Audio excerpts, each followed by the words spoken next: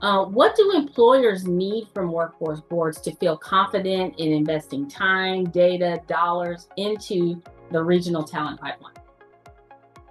Yeah.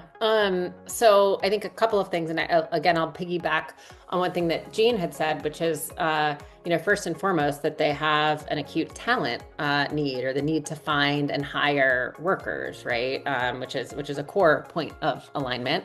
And then I think some of the other things that we see as being really important become trust is built through follow through and action, working together towards that action and result, not, meetings and that type of thing. And as we all know, I mean, I lead a network that brings together colleges and corporates. Same frustration is pointed at community colleges to a certain degree and four-year institutions right now, right? We could be having a similar conversation there, where again, whether fairly or unfairly, about speed to market.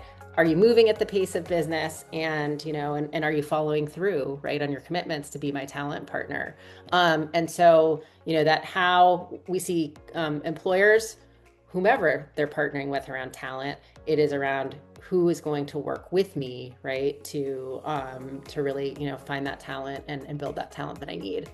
I also think another thing is, and this builds on what you were just saying, Josh, make it as easy as possible.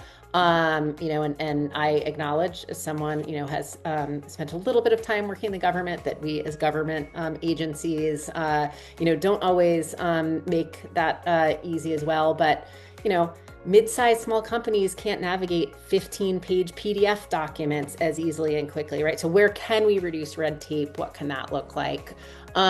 And where do we think about how we set shared metrics together that really align us versus broad, shared goals? How do we make sure we're actually co-designing, programming, not just reviewing at the end, and really where you've got a vested interest and skim in the game. And then another piece I also think that can be really helpful is just dedicated employer-facing staff. Mhm. And there's trade-offs to make, especially in smaller sized organizations, right, around how you deploy your staff. But, depending on, where you are in an evolution, I do think that, those staff and team members that are really skilled in translating, the need of the employer, understanding, right, then the needs of the individual becomes really important as well. Okay, that's good. That's a good point. It highlights that, employer engagement isn't just about asking employers to show up once. You have to make it easy for them to show up. You got to make them want to show up, and then, continue to foster it as you go. You got to build that trust over time. So that's good.